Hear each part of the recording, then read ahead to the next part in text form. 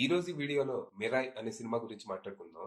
తేజ సజ్జా, Manchu Manoj, Ritika Naik leads గా Karthik Ghattamaneni direction లో వచ్చిన ఫ్యాంటసీ యాక్షన్ అడ్వెంచర్ ఇది.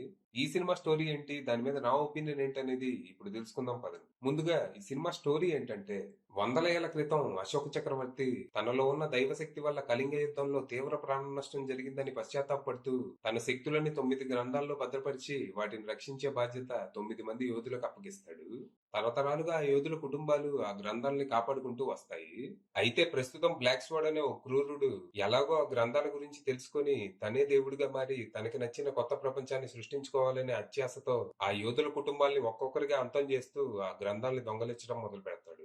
ఆ గ్రంథాల సాయంతో రోజు రోజుకి అత్యంత శక్తివంతుడిగా మారిపోతున్న తనని ఆపాలంటే ఒక్కడి వల్లే సాధ్యం అవుతుందని విభా అనే అమ్మాయి హైదరాబాద్ లో స్క్రాప్ యార్డ్ లో నాక్ ఆఫ్ బ్రాండ్స్ తయారు చేసుకుంటూ జీవనం సాగిస్తున్న ఓ అనాథ అయిన వేదాన్ని వెతుక్కుంటూ వస్తుంది. నువ్వు ఎలాగైనా ఆ మిరాయి ఎక్కడుందో కనుక్కొని ఆ బ్లాక్ స్పాట్ నుంచి ఈ ప్రపంచాన్ని కాపాడాలని తనను అడుగుతుంది. మరి తర్వాత ఏం జరిగింది?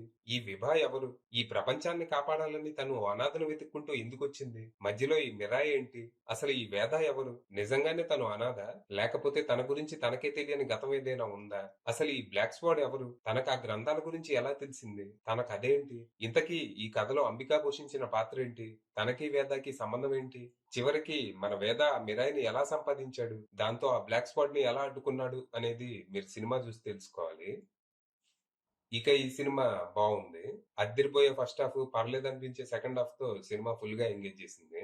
ముందుగా ఈ సినిమాలో నాకు నచ్చని వాటి గురించి మాట్లాడుకుంటే, silly cop characters and useless subplot. ఇందులో కొన్ని పోలీస్ క్యారెక్టర్స్ ఎందుకున్నాయో తెలియదు. సిఐ అశోక్ గా డైరెక్టర్ కిషోర్ తిరుమల గారి క్యారెక్టర్ కొద్ది వరకు ఎంటర్టైన్ చేసినా, సెకండ్ హాఫ్ లో ఆయనకి తోడుగా వచ్చే కాప్ క్యారెక్టర్స్ అన్ని ఇరిటేట్ చేస్తాయి. అసలు వీళ్ళు హీరో వెంట ఎందుకు పడతారో, తన్ని ఎన్కౌంటర్ చేయాలని ఎందుకు ట్రై చేస్తారో నాకైతే అర్థం కాలేదు. ఏదో హీరోకి షీల్డ్ ఉందని ఆడియన్స్ కి చూపించాలని ట్రై చేసినట్టు ఉంటదే తప్పితే it doesn't make any sense. Criminal దొరకకపోతే కేసు క్లోజ్ చేయడానికి విక్టిమ్ ని చంపేసినట్టు ఏందో అది. ఈ ఎంటైర్ సబ్ ప్లాట్ మంచి ఫ్లోలో సాగుతున్న మెయిన్ ప్లాట్ కి అడ్డుపడినట్టు ఉండిద్దే తప్పితే ఏ దశలో కూడా కథలో భాగం అవ్వదు. Next, over usage of AI. ఇందులో జనరేటివ్ ఏఐని కొంచెం ఎక్కువగానే వాడారు. ఏఐ వాడి క్రియేట్ చేసిన సీన్స్ అన్ని చాలా ఆర్టిఫిషియల్ గా, సోల్లెస్ గా అనిపిస్తాయి. సింపుల్ గా ఈజీగా అయిపోతుందని ఈ మధ్య చాలా సినిమాల్లో దీన్ని తెగ వాడేస్తున్నారు. తగ్గిస్తే మంచిది. ఇక ఈ సినిమాలో నాకు నచ్చిన వాటి గురించి మాట్లాడుకుంటే, ఇంటరెస్టింగ్ క్యారెక్టర్స్ అండ్ పర్ఫార్మెన్సెస్. వేదాగా తేజ సజ్జా అద్దరు కొట్టేశాడు. ఫస్ట్ హాఫ్ లో కేర్ ఫ్రీ యువకుడిగా, సెకండ్ హాఫ్ లో యోధాగా చాలా ఎఫర్ట్లెస్ గా, కాన్ఫిడెంట్ గా పర్ఫార్మ్ చేశాడు. ఎమోషనల్ సీన్స్ తో పాటు యాక్షన్ సీక్వెన్సెస్ కూడా చాలా బాగా పర్ఫార్మ్ చేశాడు. తన క్యారెక్టర్ ఆరిజిన్ స్టోరీ కూడా ఇంట్రెస్టింగ్ గానే ఉండింది. బేసిక్ గా ఇది ఎన్నోసార్లు చూసిన అండర్ డాగ్ ఆరిజిన్ స్టోరీ అయినా దర్శకుడు దాన్ని ప్రెజెంట్ చేసిన విధానం చాలా రిఫ్రెషింగ్ గా, గ్రౌండెడ్ గా ఉంటది. ఇక బ్లాక్ స్వాడ్ గా మంచు మనోజ్ తన మెనసింగ్ పర్ఫార్మెన్స్ తో ఆకట్టుకున్నాడు. Is not just stupid villain who wants to end this world just because. తన కథలో బలం ఉంటది, తన కోపంలో అర్థం ఉంటది. Very well design character. తన screen presence and dialogue delivery కూడా చాలా బాగుంది. ఇక ఇందులో సర్ప్రైజింగ్ క్యారెక్టర్ అంటే శ్రేయా సరన్ పోషించిన Ambika character. Her character brings the emotional depth to the narrative. చాలా powerful character, she played really well. చాలా హుందాగా నటించింది. ఇక విభాగా రితికా నాయక్ కూడా బానే చేసింది. రెగ్యులర్ హీరోయిన్ కాదు, హీరోని తన లక్ష్యం వైపు నడిపించే character.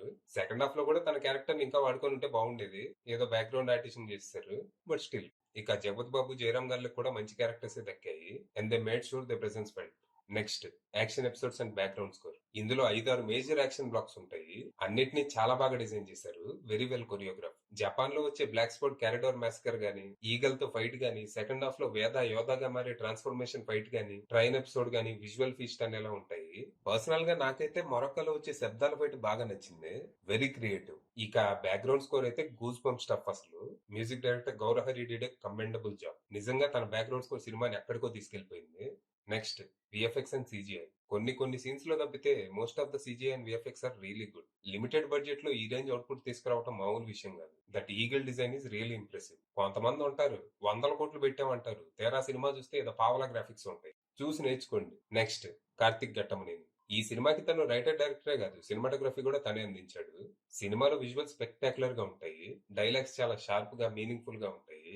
Karthik last movie eagle technical గా సాలిడ్ గా ఉన్నా, రైటింగ్ విభాగంలో మాత్రం బాగా విమర్శలు ఎదుర్కొన్నాడు. సినిమా అంతా ఏదో హీరో భజన కార్యక్రమంలో ఉందని. అయితే ఈ సినిమాతో ఆ తప్పులు సరి చేసుకున్నాడు. ఇందులో హీరో సూపర్ హీరో అయినా ఎక్కడా అతికిపోలేదు. వేదా క్యారెక్టర్ ఆయన డిజైన్ చేసుకున్న విధానం, ఆ క్యారెక్టర్ కి ఇచ్చిన ఎలివేషన్లు చాలా గ్రౌండెడ్ గా ఉంటాయి. దర్శకుడుగా తన విజన్ ఏంటో తనకి బానే క్లారిటీ ఉందనిపించింది. ఇక పురాణాల గురించి నాకు పెద్దగా తెలీదు, అందుకే వాటి గురించి ఎక్కువ మాట్లాడలేదు. ఫైనల్ గా చెప్పేది ఏంటంటే, it's a well made super hero adventure. తప్పకుండా ట్రై చేయండి. అలాగే సినిమా అయిపోగానే లేచి వెళ్ళిపోవద్దు. పోస్ట్ క్రెడిట్ సీన్ ఒకటి ఉంది. మంచి క్యామియో ఉంటుంది. అది విషయం.